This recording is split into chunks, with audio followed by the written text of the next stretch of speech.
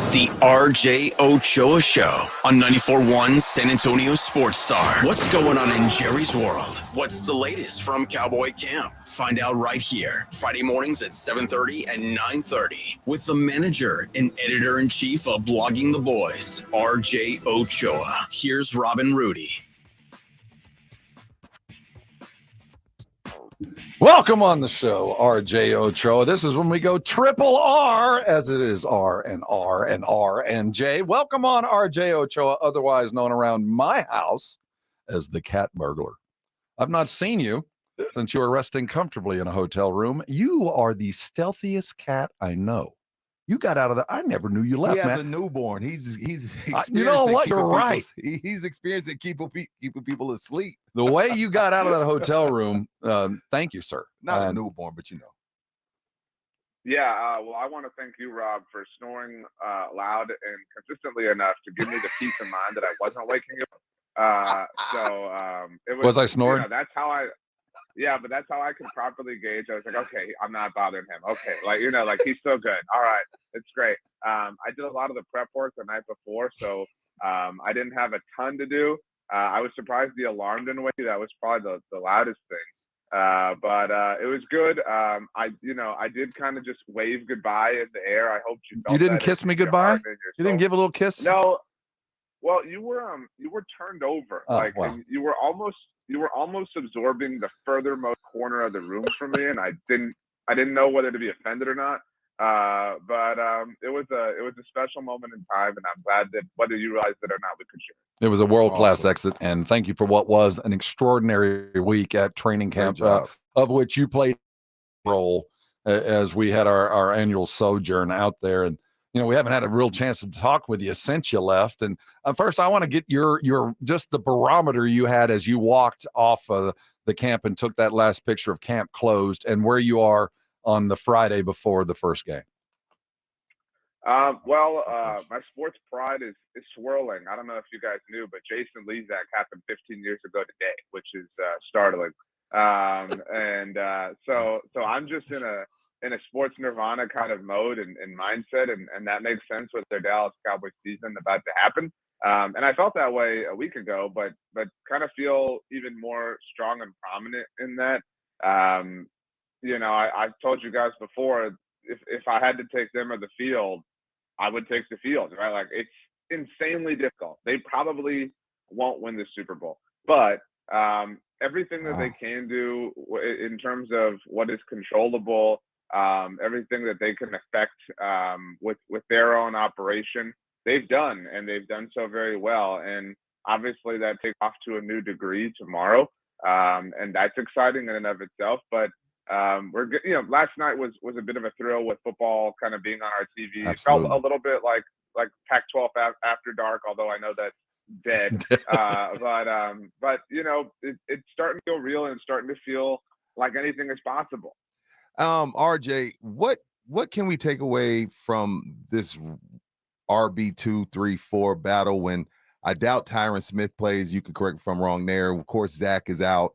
It's really patchwork offensive line. Like, how are Shadi and Mike supposed to make this decision when they don't have the offensive line that they expect to have week one? So I know that tomorrow is exciting, and next Saturday and the one after that for a lot of people. And I recognize that we've been wandering through the desert of the off season, and so that this first bite of food will taste like filet mignon. But I'm here to tell you, it's Ritz crackers, and it's the ones that I appreciate, not the ones that you guys just cast off to the side after one or two bites. Oh, the damn olive oil Ritz crackers you have. And so while it's fun and it's exciting, the decisions aren't being made tomorrow, right? Okay. You really, you can't glean everything. They're valuable moments, and they're valuable opportunities. And there's certainly, things that can give you some context to look at. But, these roster battles, these position battles, they're being won, day in and day out, whether it's at the River Ridge or at the Star in Frisco when they ultimately return. I think the RB2 battle, if you consider it to be a battle, probably, leans in the direction of Rico Dowdle. But that's one of these battles that I'm like, okay, I'm not, If like Tony Pollard's balling, who cares, right? Yeah, like it's when Johnny said in the documentary he watched 300 the day of the Alabama game. Like, okay, cool, that's fine. Like I really cared more about the Alabama game. So You didn't watch film, so I might have been watching something. It's also a very long movie. Like the kickoff was at 2:00. It's like, what time did you wake up that day, Johnny? So whatever. Never went to sleep. He was nothing. Well, yeah, that was the life he was living. RJ Ochoa sitting in with us here on his weekly RJ Ochoa Blogging the Boys show that we just donut around. A couple of things looking at the offense and looking for those position battles, as you talked about. Let's not look at the team. Let's look at the players. And one player that seems to be jumping off the page, at least by Todd Archer's measure, is Jalen Tolbert. He told us again yesterday that he had, for the second time this training camp, had the best practice of his life. What do we read into this, and in the grand scheme of this offense, what will that mean if there is in fact 3 receivers that can go get something like we saw what was it 19 with Club said?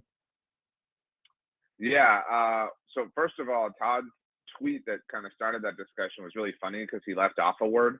I saw like, that. He tweeted something like, more on this later. Yeah. But this is Jalen Tolbert's practice in 2 years. Yeah. And everybody was like, what the hell does that mean? Like, I did. I was one of them, RJ.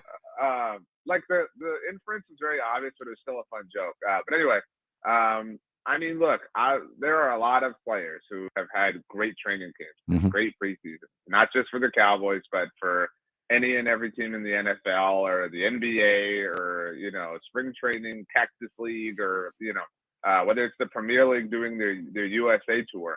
And so whether or not it translates to the regular season remains to be seen, but that's kind of, I think in many senses, Jalen Tolbert is emblematic of who the Cowboys are, right? Like part of this new age, anytime you hear them, referencing things like what they're building upon, they talk about the last 2 years. I think everybody kind of agrees that 2020 was an off year for a lot of reasons. But if you just look at the football of it all, it was a very off year for the Cowboys with Dak missing all the time. And so they have taken, steps in each of the last 2 years, and Jalen Tolbert has been a part of that process. And I mean, the team put enormous expectations on him last year, and he didn't fail in a normal way that people fail to live up to expectations. He failed in a way that was dumb to ever design. And so it's a testament to him that he's worked hard enough to at least excel right now.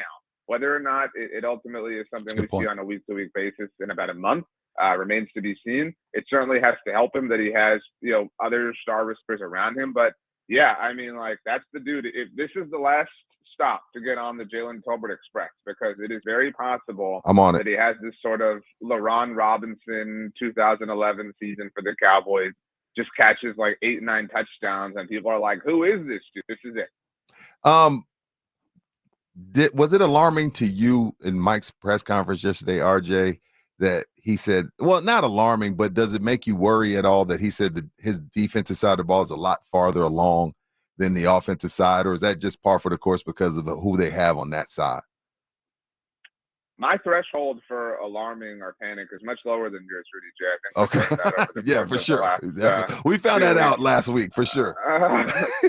I mean, it's pretty standard. It's pretty chalk for average NFL training camp for the defense to be ahead of the offense at first. If you're, if it's just, hey, y'all 22 athletes, just go play. The advantage kind of leans to the defense. Offense tends to need more time to develop, to practice, to instill and install. And so, that's just a normal part of kind of life. Nothing to see here then.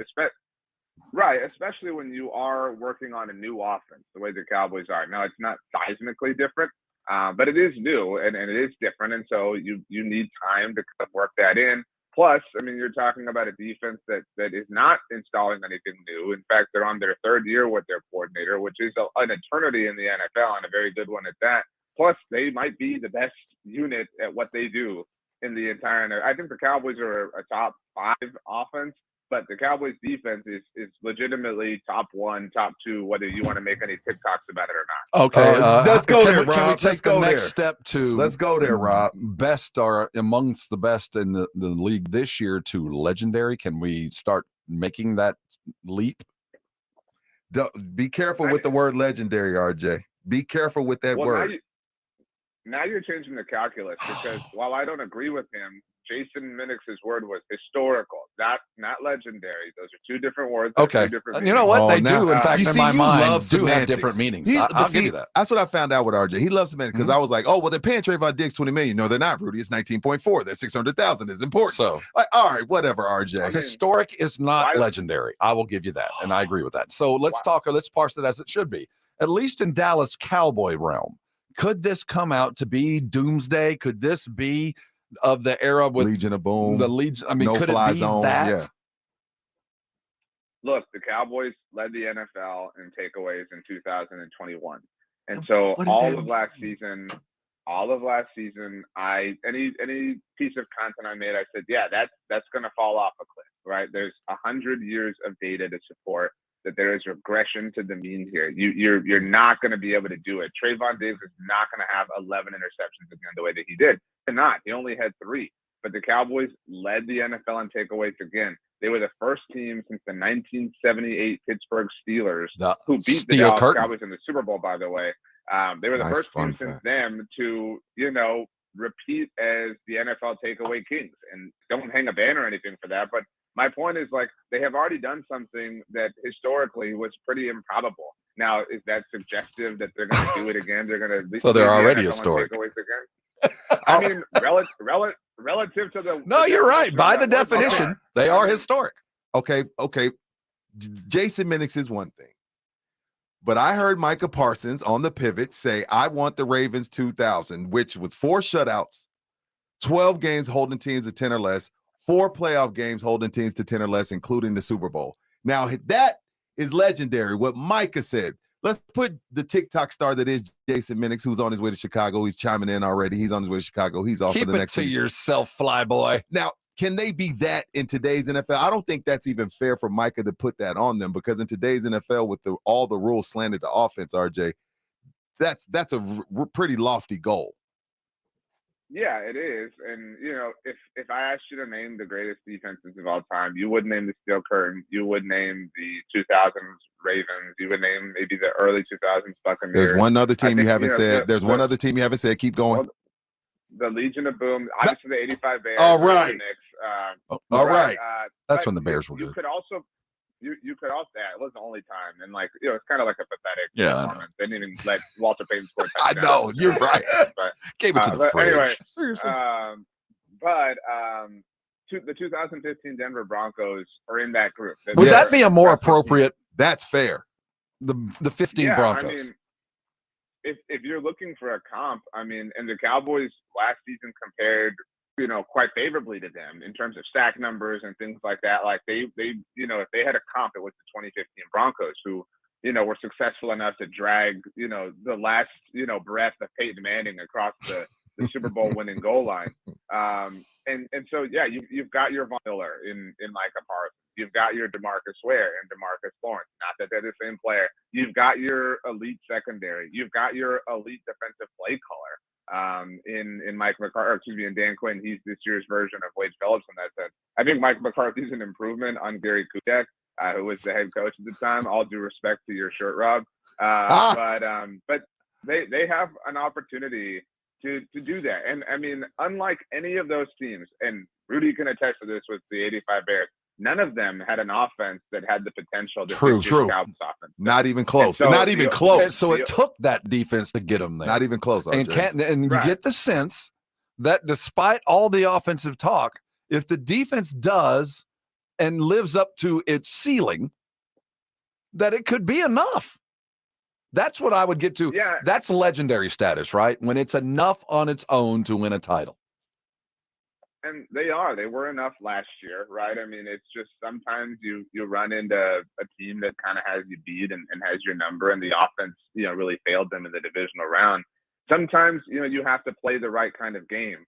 And you both know that I'm really sensitive to people, taking Mike McCarthy's want to run the damn ball comment and running with it themselves. Oh, we do. You can't score at will. One of the things that Mike McCarthy said in that diatribe was that, Kellen Moore just wanted to light up the scoreboard. And, the fact that he was against that, led to him getting destroyed and mocked and made fun of by so many people. But you can have the 2000s Ravens, the 85 Bears, pick whichever group we just talked about that you want. But if you're putting them out there every 6 to 8 minutes, I mean, they're going to fold because they're human at the end of the day. Like, football is a game of balance, and you have to balance things appropriately from a rest and an overall perspective. And so it seems like Mike McCarthy, he obviously has a high level of investment in the offense as the play caller, but he's able to manage the overall machine as the team's head coach.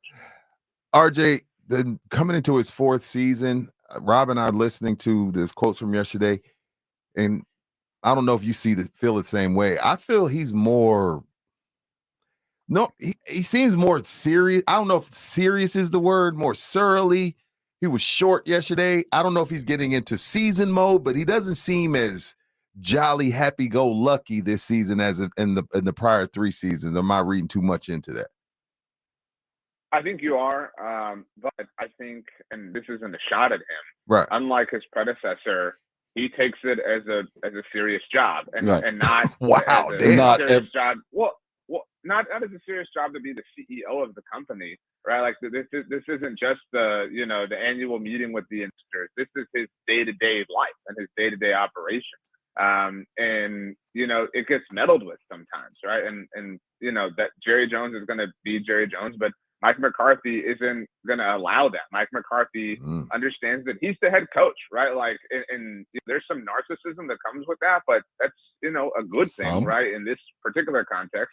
I'm talking about narcissism at the head coach. Yes, you have to have it. Mike McCarthy's not going to let anybody else, Jerry Jones or otherwise, offer any decisions or information about what they're going to do, how they're going to operate. And so sometimes it does require a little bit more of a surly attitude on a rainy Oxnard morning in August. In my long experience, when there's a difficult negotiation, there are only 2 things that solve it: deadlines and pain. And is there anything that can happen tomorrow regarding Zach Martin that will manifest in either a deadline or pain for either party? No, I think we're too early in the process for that.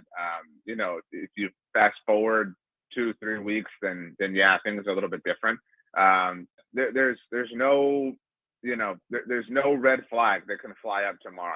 Right. What is the general color of smooth waters? Like green. Like this is a green flag for the next few weeks because you don't have to worry about that. Like right now, whether it's fact or fiction, in the back of our minds, we're all saying, well, he's going to be there, right? Like this is right. It feels that way. Thing. Like it takes until it turns into a thing for any kind of pain or deadline to ultimately be realized. But seeing Greer or Rush running for their lives against, the twos won't be enough.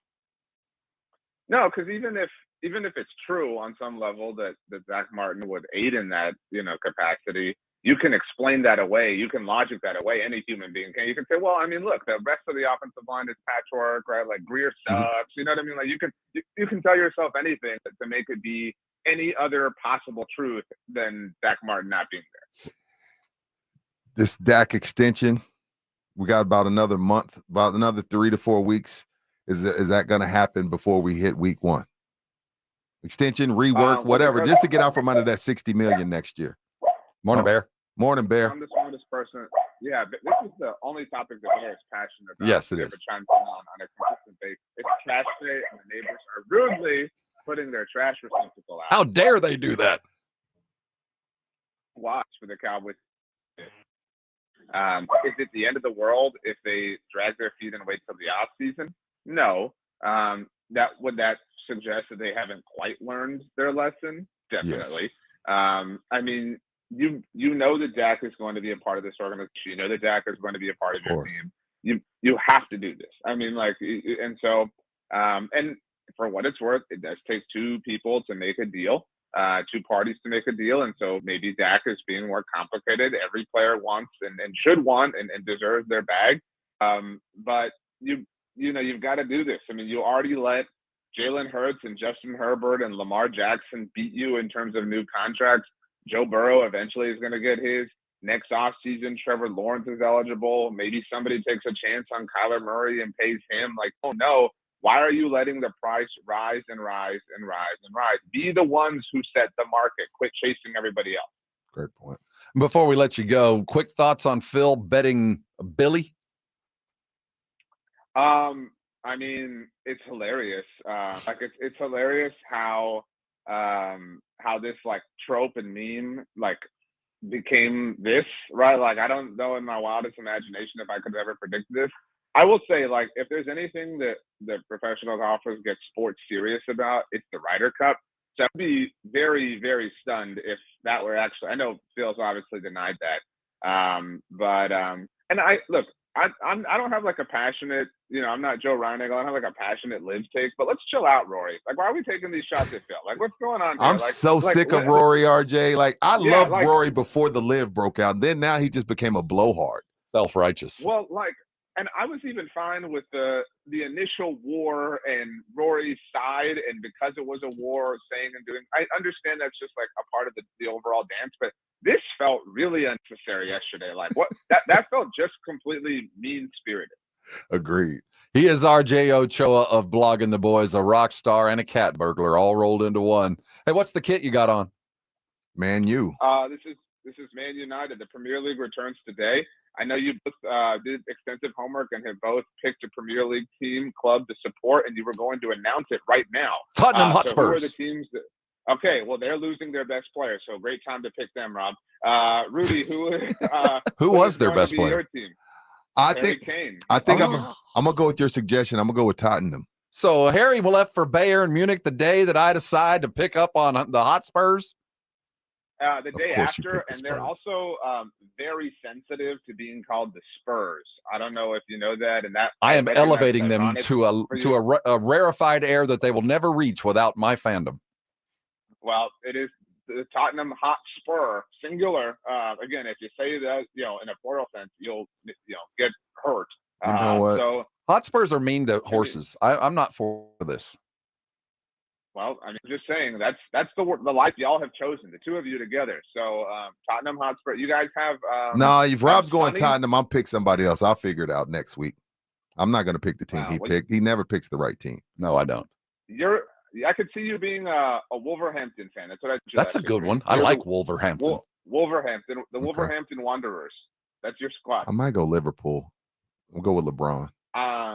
Well, they're also on the verge of losing out on a big time player in the transfer market. So you guys just really not reading the room very well today. Bye, RJ. The 2-for-1 update, football and the football. That is RJ. We'll talk to you next week. Take care of yourself and go quieten down that doggy. Eat some fish tacos.